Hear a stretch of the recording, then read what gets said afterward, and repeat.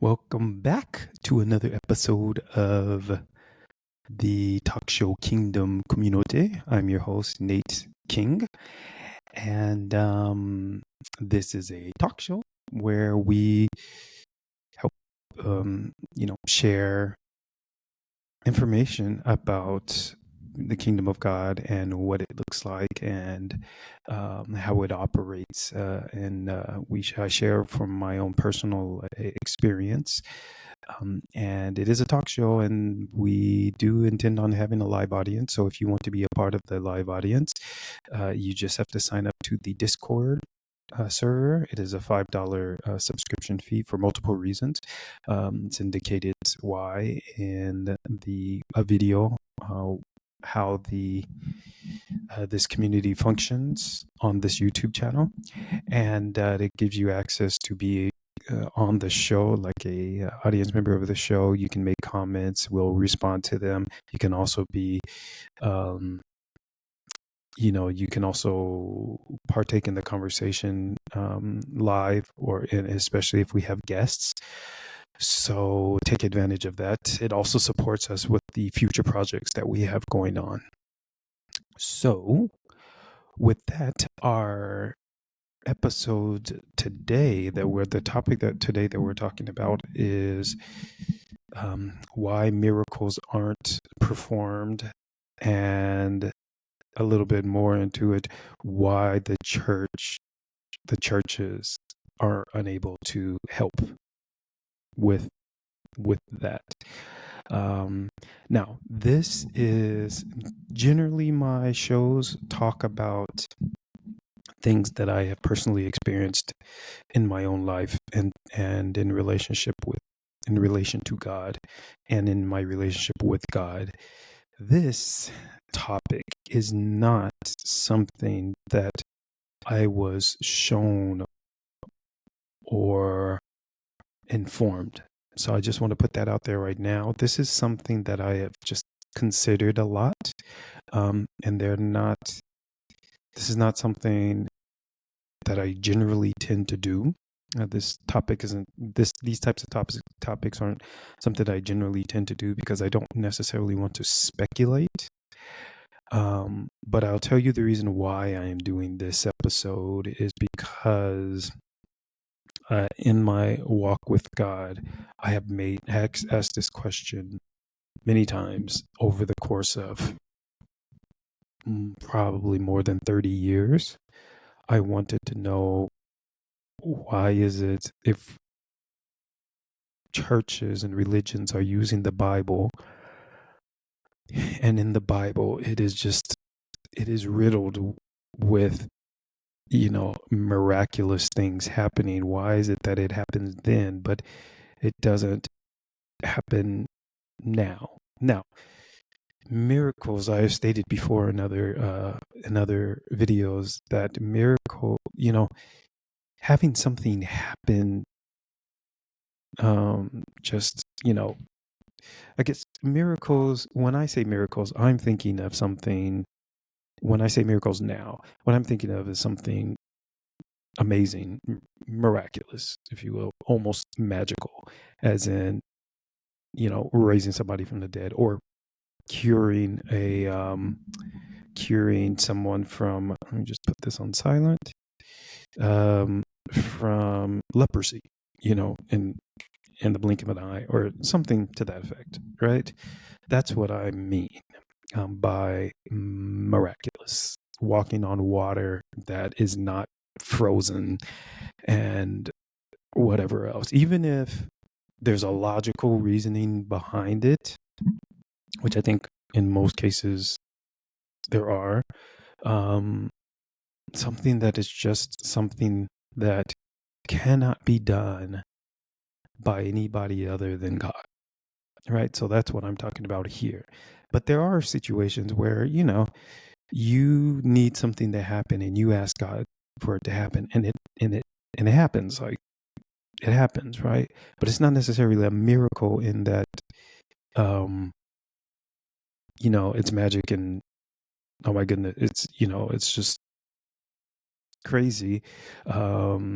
or you might consider it a crazy coincidence. That's not something, because, God loves using other human beings to show us that we are a community, So God will definitely, you ask for something and then all of a sudden this person appears and has the answer for you, sort of thing. Yeah, God loves doing that because we are God's miracle as well. We are God's children, and God helps us.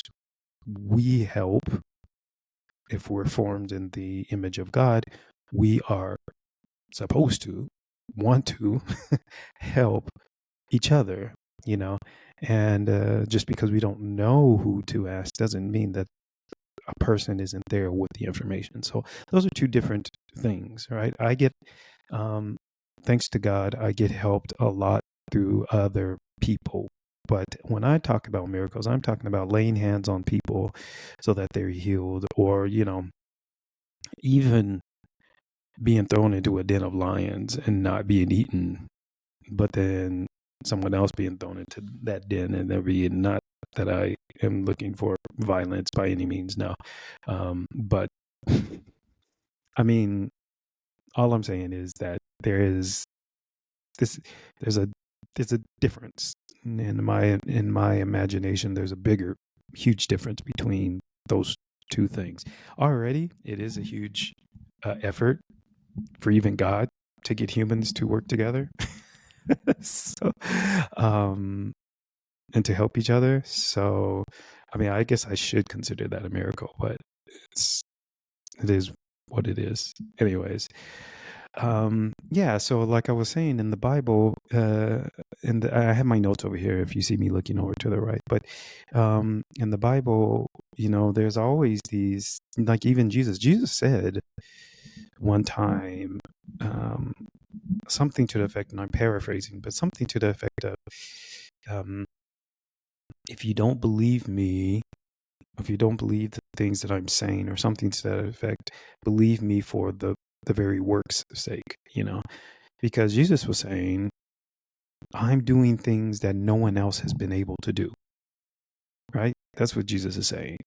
And, you had the prophets that came before Jesus. Some of them were able to do some pretty crazy things, right? Like Elijah, we know, famously asked God to send, to accept his sacrifice, and fire came down from heaven and consumed it. There's even Judges. What's his name? Joshua. I think it was Joshua who asked God to stop the sun and the moon until they were able to vanquish their foes. And it happened, not to mention everything that happened in Egypt, So, and the fact, I mean, we don't know how the earth was created. We know that God spoke, but we don't know what that means, right? And one place it says it spoke, and the other place it says it was created by his hands. And it could have been both, or a bunch of other things, because we know that humans are trying to recount these things, and sometimes they're probably very poetic in saying what they're saying. So the actual concrete method that God used to create the earth may not actually have been told. It's just the concept that they understood, and then they are telling us, right? So it doesn't take away from the fact that God created it. Just we don't know how God created it, to be honest, to be very concrete. So anyways, so I do think that God is also able to just make a thing happen, and it happens, you know. And so it's very, and in the early church, so like in Acts and stuff like that, which is not a building, by the way, like it's a group of people, um, who all believed in Jesus, not believed that he existed, but believed in what he said, believed in his sacrifice, believed in his relationship with the Father, God the Father, believed in what he said about the Holy Spirit, like believed in, this is the early church. This is who God's church is. And um, they were able to do things very similar to what Jesus was doing. And because Jesus promised that, he was like, those who believe on me, greater works than these they shall do. And they were doing those things, right? But I don't think it was supposed to stop there. In fact, it wasn't supposed to stop there. And we've gotten ourselves into quite a bind these past few, millennia, I suppose, because this past couple, I suppose, millennia, um, because there's things that are happening that we don't know how to fix, right? Diseases that we don't know how to cure. And this was promised. This was promised in Deuteronomy, for example. I mentioned that in my previous video. All of these things were promised, the stress that we're under, the anxiety, all of these things, they were promised because of, us us straying away from God. Now, we, in this day and age, like me, for example, and, those of us with me, including my parents, and the generations that came after me, right? We were born in an age where we do not know God. We do not have this, or have this even opportunity to have God in the midst of us. It has never happened, right? So in the Bible, in the Old Testament,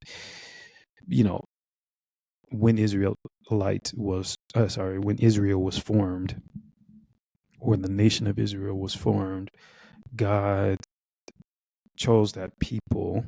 God had chosen that people from a while ago, from way before, and decided to have them create like the temple and the Ark of the Covenant, and stuff like that, and where God could put their Shekinah on the ark, and that would be like a sign or a testimony that God wants to dwell and will dwell among their people, right?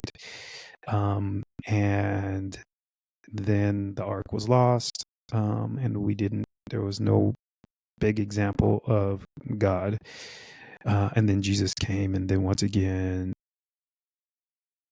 we had God living among us, and that's what Jesus' name was, Emmanuel, God with us, and then Jesus was taken away. And so the residual of that was that the disciples had Jesus in their heart, and they were going out and telling people, because they had walked with Jesus, they had talked with him, except for Paul or Saul. They had done all of these things with Jesus, and so they had this personal relationships, like physical personal relationship. Paul was different, according to what we read, just because he did not know. Had heard of Jesus. He may have seen Jesus from afar off, but doesn't seem like he walked. I don't know, but which is interesting in this this whole situation, is that Paul, though he did not walk with Jesus the way Peter, James, and John walked with Jesus, he did seem to have a very intimate relationship with Jesus, right? And thereby with God, and thankfully so, because he was kind of an example, I suppose, to those of us living today, which is, you didn't necessarily have to physically walk with Jesus and talk with Jesus in order to be able, to know Jesus, and to be able to do miracles and stuff like that, and I think that is a very good, I think is a very great example of, I don't know, like a very good testimony, I suppose, for us, right? But in any case, these people walked with Jesus and they learned from Jesus, and then they were able to, and because they believed, just like Jesus said, because they would believe, they were able to do greater things than the things that he had done, So, but now, like I said, in my generation and those just before me and those after me, since a while ago, we have not had God. We have not had Emmanuel, right? Um, and it's kind of sad, but Jesus prophesied this. Jesus said, "Blessed are those," when he was talking to um, Thomas. He said, "Blessed are those who, have not seen and yet still believe," right? Because Thomas, the story, he wouldn't want to believe unless he was able to put his fingers in the holes in Jesus's body. And so Jesus prophesied, letting us know this would be the case where we have no prophet, we have no one walking. And that's another thing too, because when there wasn't the temple and stuff like that, they had the judges, they had the prophets, they had those who really walked with God and spoke with God. And we have none of those. We have people who claim that they're prophets, but they're not necessarily prophets. I do know that the spirit of prophecy does exist. But again, I don't know I have not heard with whom. I have not seen it existing with anybody. I know I've had prophetic dreams, but they only concern me, and they have happened, by and large, and some are still happening, I should say. But we haven't had any prophets. We haven't had any kind of person who was called of Jesus to be with us, to that we can go to and stuff like that.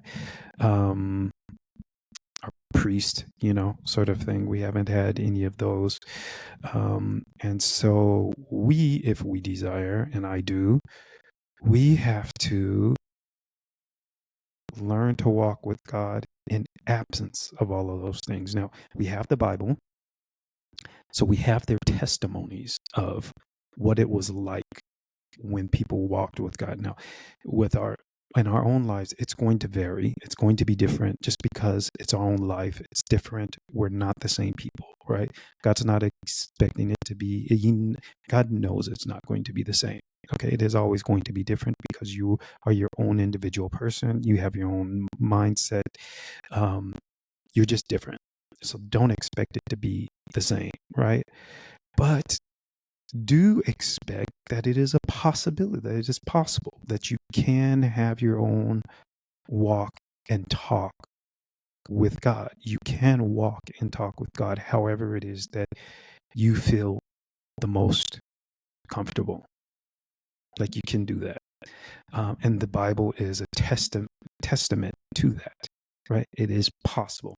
This is kind of what it looks like in many, many different fashions, right? This is kind of what it looks like, right? And don't be afraid to talk to God. I've said this multiple times before, but don't be afraid. People talk to God in many different kind of almost harsh words. Don't be afraid to be honest with God. Okay? In fact, it's folly not to be honest with God, regardless of what your emotions are. Because you think you're controlling your emotions. You're not. It is made up in you, right? It is part of you, right? So don't act like I am the master of this. You're not. It will take over you. If you keep pushing it down and pushing it away and acting like, no, you've got to deal with it, right? So when you talk to God, don't be afraid. was it? Jesus told Peter to eat this food, and Peter was like, no. Like he knew he could say no. No, I'm not eating that.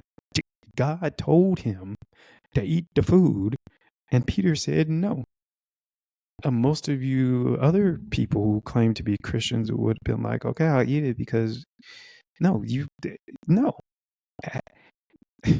Have the courage to tell God, no, I don't want this, right? And God respects that. I think there was, who was that prophet? Ezekiel? Was it Ezekiel? Might have been Isaiah. Oh, it might not have been those. It might have been another where, yeah, I think Ezra, maybe, where God told him, maybe it was Ezekiel, told him to make a fire out of human dung or something to that effect. And he was like, no, no. And then God was like, okay, use animal dung, right? Because God was trying to make a point. But whoever the prophet was like, no, I'm not doing that. No. And then God was like, okay, well, we'll do it this way. Abraham came to God and was like, well,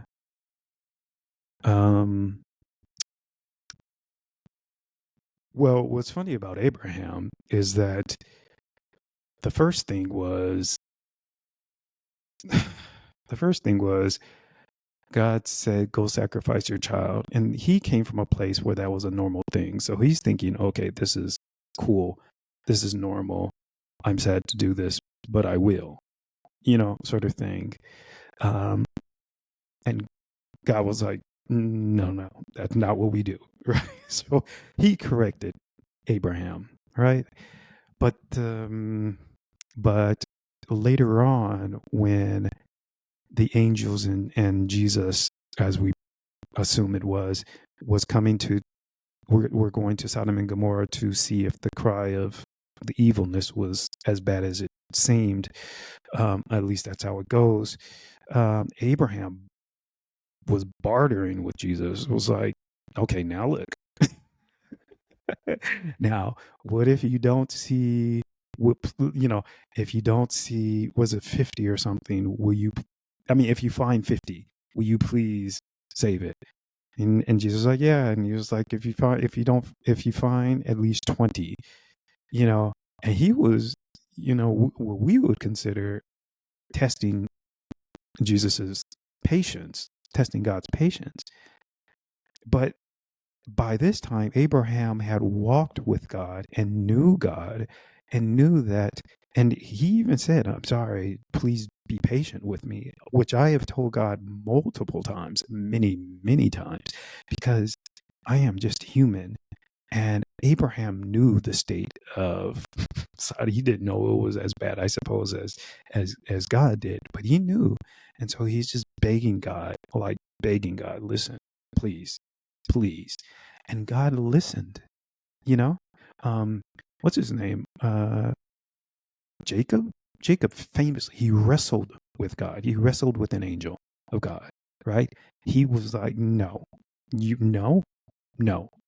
bless me, and everyone's like, some people were like, yeah, well, you can't get to that state of mind. You can't get to that state of being without walking with God.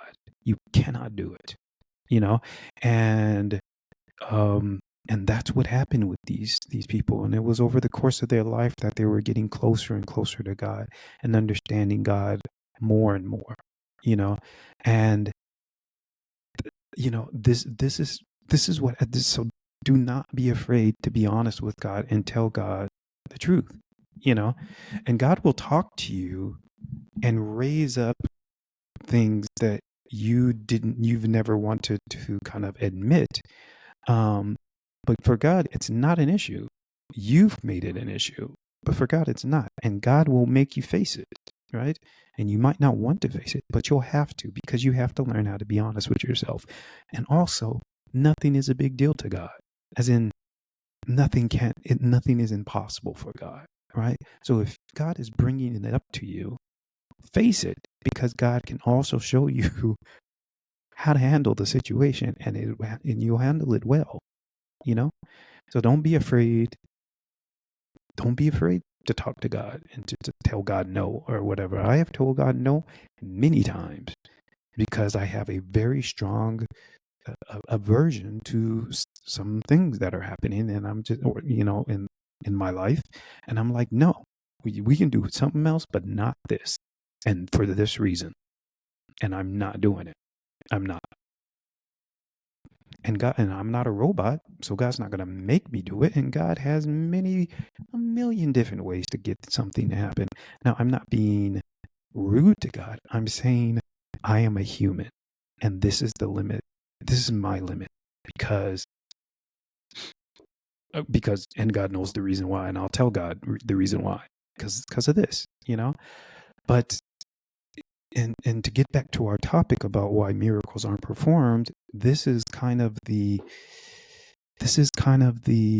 the the paving of the road to that.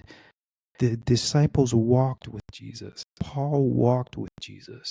The prophets, they walked with Jesus, right? Or they walk with God. We assume it's Jesus because Jesus is our intercessor.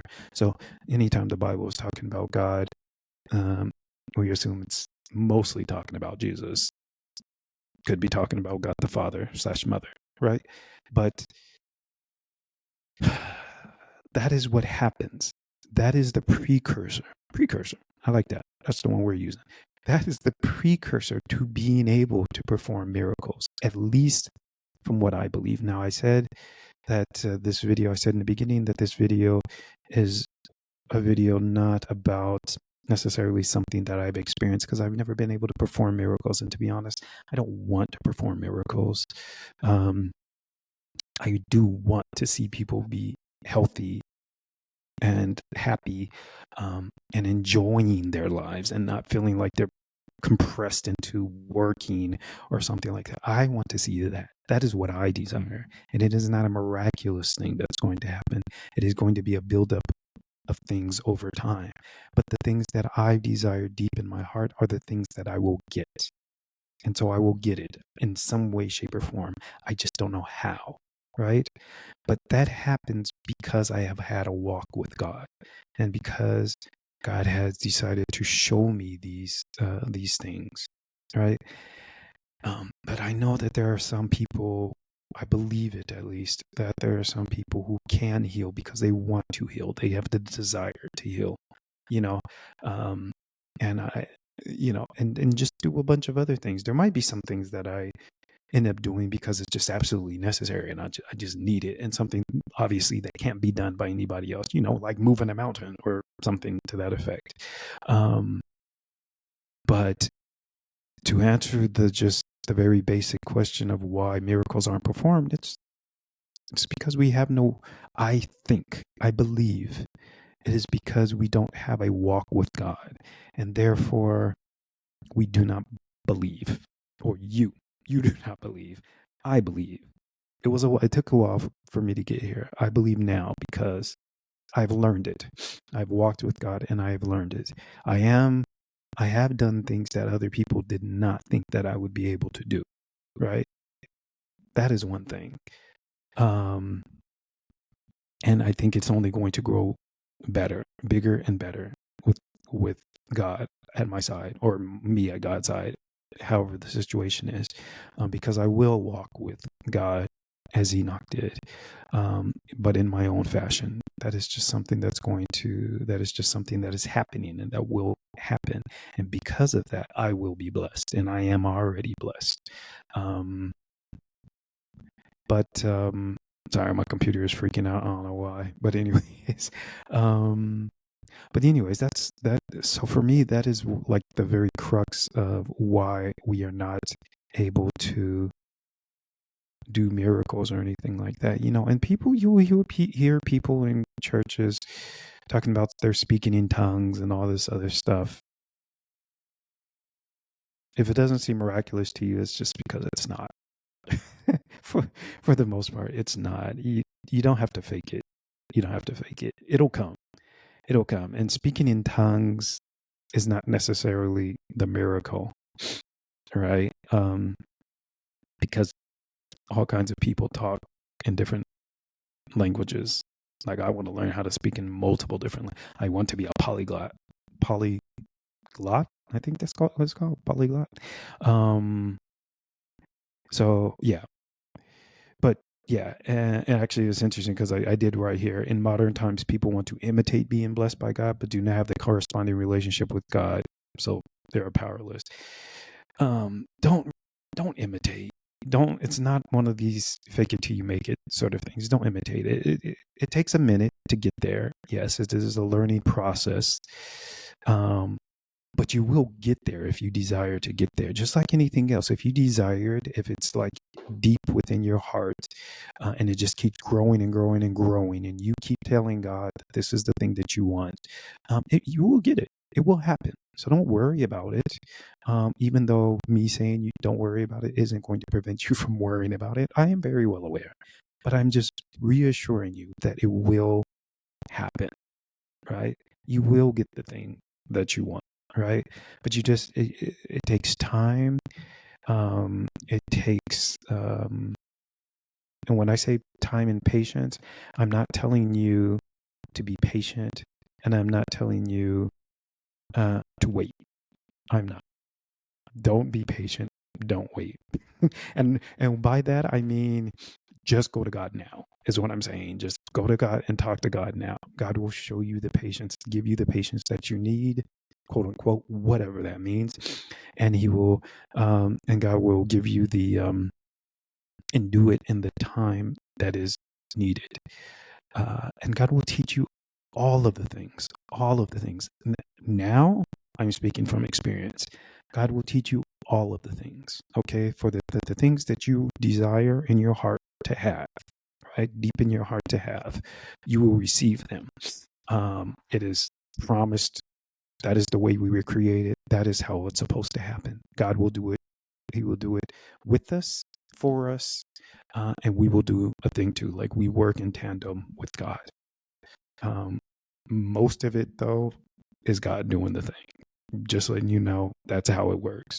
But in any case, you will have God will give you everything that you need. You don't have to fake it. If you want it for real, you will get it for real. Okay. I'm just looking at my notes here. So I did mention that a relationship with God is more than just access to power, which it is, right? But you've got to get to God any way that you can, and there is no way that is prohibited from God. God will use any method that he can to get you intrigued. So the thing that intrigued me with God is this concept of faith, right? And being able to do, so I misunderstood what faith was way back when, right? When I was being taught it and stuff like that. I didn't, the way I learned it is like, you just have to have faith, but they don't tell you how to have faith. They just make it seem like it is a thing. And since the Bible says, each person is given a measure of faith or whatever, they think, oh, we all have this within us. I mean, yes, but not the way you're assuming. That's not what faith is.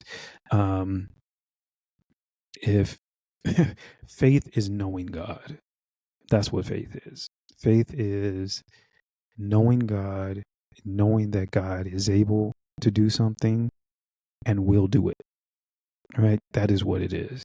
And in order to be able to get that, you just have to know God on a personal level, not on a going to church and reading my Bible level. That's two different levels. That is human level, going to church and reading my Bible. And I'm talking about on a spiritual level, as in talking to God, being happy with God, being angry with God, all of the things with God. The things that, they say that, in a relationship, this is what you do. If you haven't argued in your relationship, then do you really have one?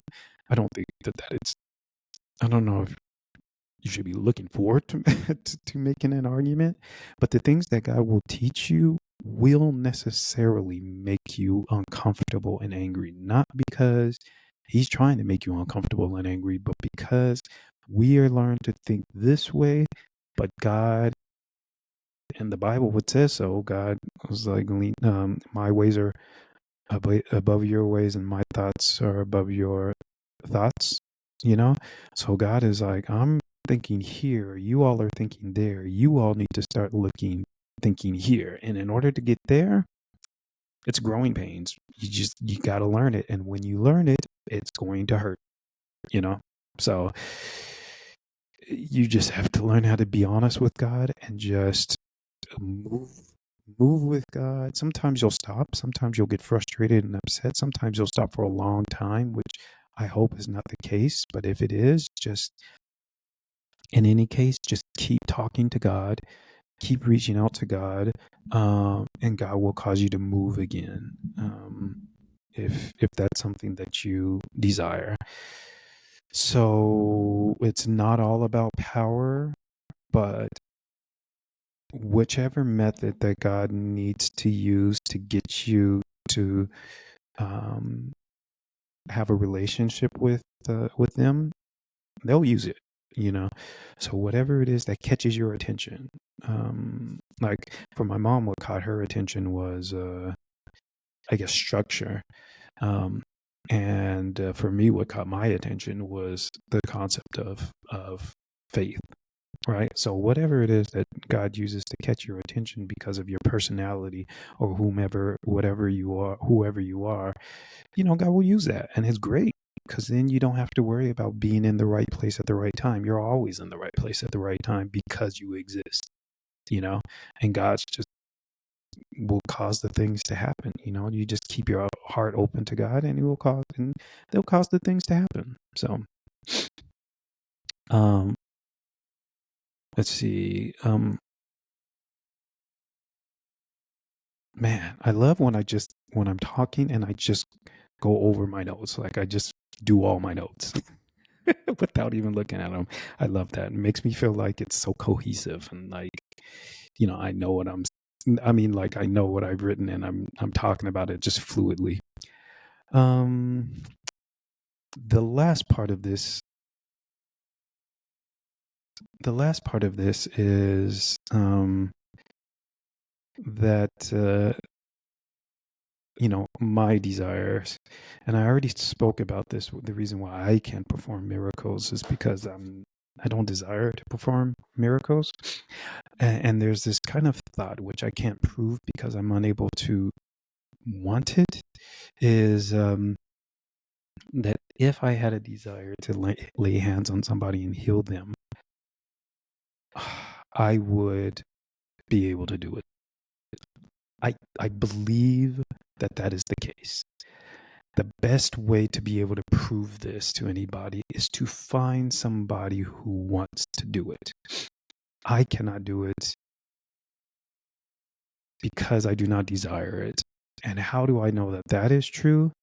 Is because there are things that I have wanted with all of my heart, but I have not desired. And I knew that I would not receive them because I did not desire it. Now, what's the difference between wanting it with all of your heart and desiring it? Easy. It's not easy. It is easy. I don't know. You can discern for yourself.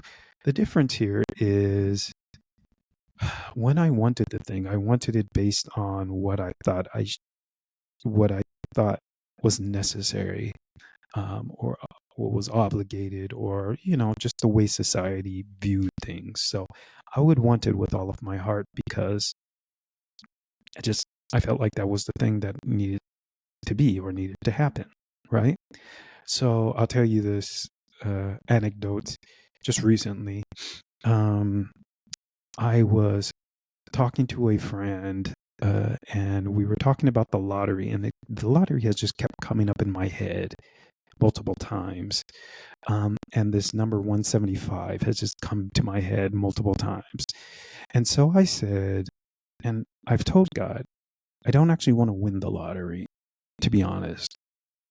But sometimes I do desire, like there's this thing inside me, like it's not in my heart, it's in my head.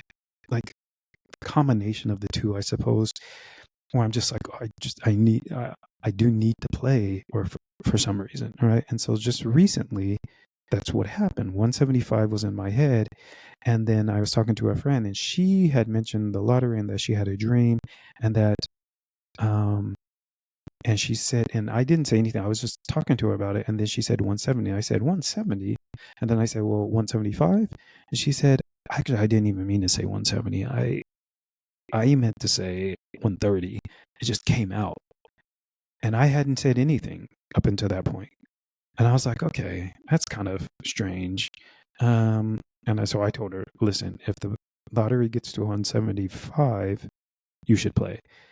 And to myself, I was like, I should actually play, right? So I did. It was very little. I bought 3 tickets. And I don't know why. I just bought 3 tickets. But when I was buying the 3 tickets, like, I thought I should buy the 3 tickets, but something was telling me just one. You just need to buy the one, right? And there wasn't a voice or anything like that. It was just in my head. It was just like, kind of, I knew this thing, but I was like, listen, I've got the money to buy the 3 tickets. I'll just buy the 3 tickets. I don't have a lot of money. I don't have any money at all. But when you're when you have just a chump change, when you have just like a little bit of money and you're just buying tickets, you're just like, yeah, whatever. So, I mean, because it's not like it can buy you an entire meal, right? So that's what I did. I ended up buying 3 tickets. Then but I was telling God, when I was talking to God about the tickets, I was like, the thing is, I just don't desire to win the lottery. I don't desire it. Now, I would love to win the lottery, and I'm pretty sure anybody watching this is going to say the same thing. You would love to win the lottery, right? It would be great. But in my heart and in my mind, like in my soul, I just didn't want to. Like, there was no desire to win the lottery, because I was like, well, what would I? Well, I know what I would do with it. I actually have a list of things that I would do if I won the lottery, but I just didn't want to, right? And so that was like the difference. Like, I knew I should want to. I just didn't desire to, you know. And so those were conflicting things. But I also knew that I was supposed to play, and I was like, I don't get this. It doesn't make any sense to me. So I played, and I played knowing that I'd win, but I did, and I wanted to win the jackpot, right? But I didn't know, like, whatever. So, anyways, when the time came for them to announce the numbers, they announced the numbers. I had 3 tickets, and only one of them was a winner, and it only gave me the amount. Was it? Let's see, 250. I only won one, a little bit over 1.5 the amount that it cost to buy the tickets, right? So if I had actually just listened and purchased the 1 ticket, I would have made a little bit more money, right? But I didn't. But I didn't feel like it was a loss, because I felt like it was like a learning thing, right? So I knew I should play. I knew I would win, which is exactly what happened. I played, I won. I just didn't win the jackpot, which, sad. But also I knew that I didn't want to win the jackpot. Like, I knew I wanted, I knew I should. I knew I should want to. And man, if I had all this money, I wouldn't be in the situation that I'm in now. But also, I just didn't desire it, right? So, like, and everyone, I know everyone has this kind of complexity in their life, because we're living in the world with humans telling you you need to want all of this money, and you need to want all to do this and this and this, and so you're like, yeah, I want to do this and whatever, because whatever. But in your heart of hearts, or in your desires, your deep desires, it's not something that you want. And so when I know that my desire doesn't meet up with the things that I want, I know I'm not going to get it. Or I know that I don't want to do something, but I really desire to do it, it's going to happen, right? I just know that these things are, that's just, how it's going to be, right? So these are things that I have learned in the course of time that I've been, homeless and more fervently, I suppose, on this journey to walk with God, is I've just been learning these things, right? So it really is the desires of our heart that really pave the way for us, right? So, um, so then I just know that the desires of my heart are the ones that I will get or won't get, right? For, you know, however that's going to happen. I never know how it's going to happen or whatever. So, yeah. So that's basically it. That's basically my theory on why we're unable to perform miracles and why the church can't help. The church can't help because they're in the same situation. They preach and they profess, but they don't. The church is the people, and the people don't know God. They don't walk with God, and so they can't do the things. They can't perform the miracles. They can't heal. They can't raise the dead. They can't any of that, right? And some people, I haven't met them yet, have a walk with God. I don't think I've met them, anybody, but have a walk with God, but then they don't know, but they don't want to do these things. They want to do something else, right? And the thing that they want to do is the thing that they will do, right? The thing that they desire is the thing that they will do. But yeah, so far, as far as I know, and I'm not trying to be egotistical about this, I am the only person that I know of who, I don't know, is just really kind of driven, was, I don't know, who just lets God work in using my desires. Now he does it, God makes it happen according to God's way, according to their way, to their timing and stuff like that. And that's something I was a learning curve as well, learning how to understand that and to deal with that. But and I would love to meet other people who, and I've been seeking for years, trying to find people like that. And I get whispers here and there, but I haven't really met anybody. But whatever, it'll happen. So anyways, I'm telling you all, so that perhaps you can start or continue your journey, getting closer to God, getting to know God, and seeing what God is capable of doing for you. So we're going to end it there. It's getting longer than I expected it. So this won't be cut into 2 episodes. So anyways, don't forget, this is a talk show. You can join live. If you want to be an audience member, you just have to join the Discord. The Discord is $5 a month. And you can enjoy having the conversation with me or with the guests. In any case, have fun and enjoy your walk with God. Ciao.